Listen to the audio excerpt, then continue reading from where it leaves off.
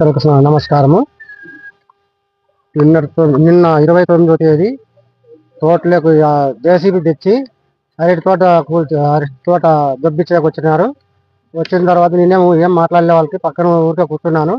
నేను కూర్చొని వాళ్ళని వచ్చి 10 మంది వచ్చి ఒకటేసారి ఎగ్దమ్లు కొట్టినారు. వాండ్రే కొండాపురము, కళ్యాణదుర్గం మండలం.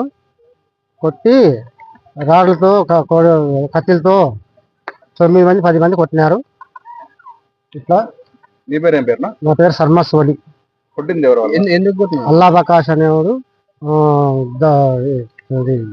రఫీ కొడుకులు, వాళ్ళ చుట్టుపక్కల ఉండే వాళ్ళంతా రౌడీలంతా.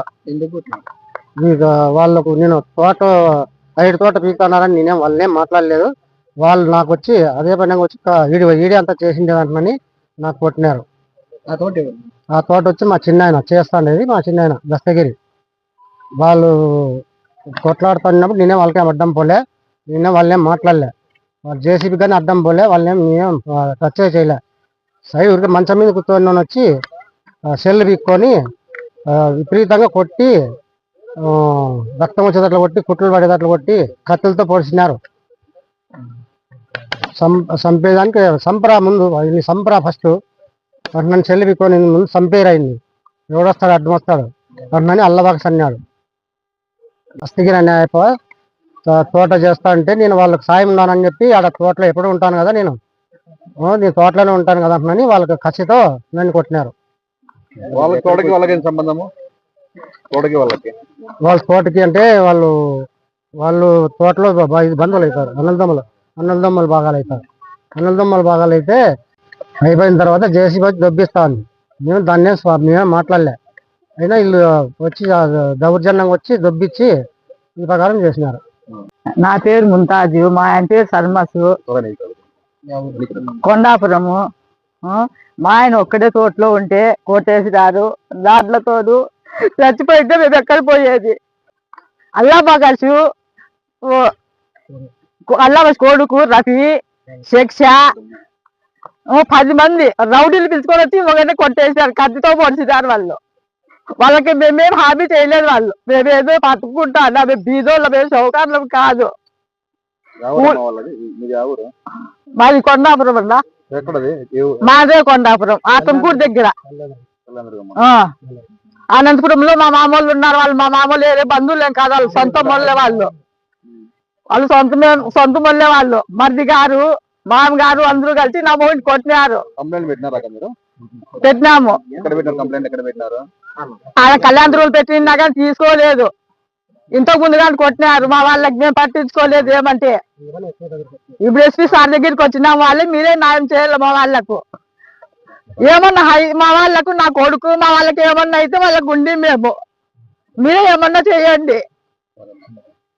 మా వాళ్ళు మేము పనికి పోతే మేము బతకాల, లేకపోతే లేదు, మాకేమీ లేదు ఆధారము. ఇప్పుడు మా ఆయన చూపించుకున్నా కానీ మాకు 1 రూపాయి లేదు మా దగ్గర. మీరే ఏమన్నా చెయ్యండి. మా వాళ్ళ తోట ఒకడే ఉంటాడు.